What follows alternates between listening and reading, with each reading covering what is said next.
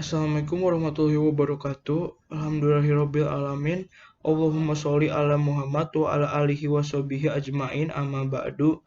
Kafa taufik anu abdi hormati, rerencangan-rerencangan anu abdi banggakeun. Kahiji, marilah urang panjatkan puji syukur kehadirat Allah Subhanahu wa taala anu tos ngalimpahkeun rahmatna. Hukituna urang bisa keneh tatah beungeut dina kaayaan damang walafiat.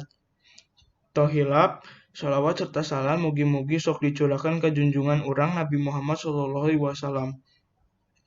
Minangka saurang siswa, urang ngagaduhan pancen utami yaktos diajar sarta diajar. Nanging seringkali urang hilap pancen bade diajar, margi urang pogot ulin sareng rerencangan-rerencangan urang dugi hilap wanci.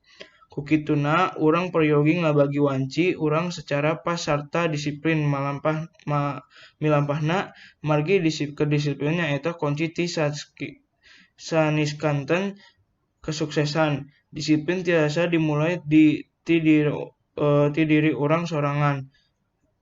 Ti perkawis anu numawi basajan dimulai ti gugah dugi urang mondok deui. Naon eta disiplin? Manawi rerencangan-rerencangan aya nu terang, disiplin nyaeta mentaati aturan atawa tata tertib anu lumangsung dimanapun. Disiplin peryogi pisan kanggo sadayana jalmi, utamana kanggo urang minangka siswa. Margi urang tangtosna ngagaduhan cipta-cipta anu hoyong urang capai. Kalawasan ngabiasakeun disiplin saprak alit bade midamel hirup urang langkung teratur. Disiplin midamel urang tiasa ngabagi wanci kalawan sae, iraha waktuna diajar sarta iraha waktuna ulin.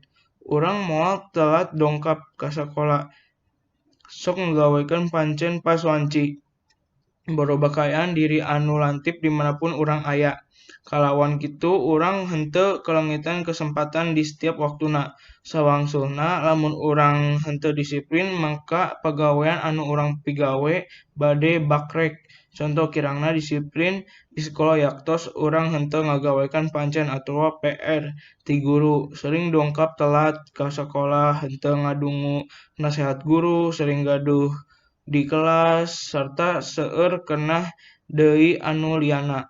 Sedangkan lamun di rumah contona urang sering ngalakukeun hiji hal sesuka hate urang dugi hilap wanci. Contona ulin, dugi hilap neda, sarta hilap salat, nongton acara televisi, dugi hilap diajar, sarta hilap ngabantuan sepuh. Sakapeung oge hilap ibak.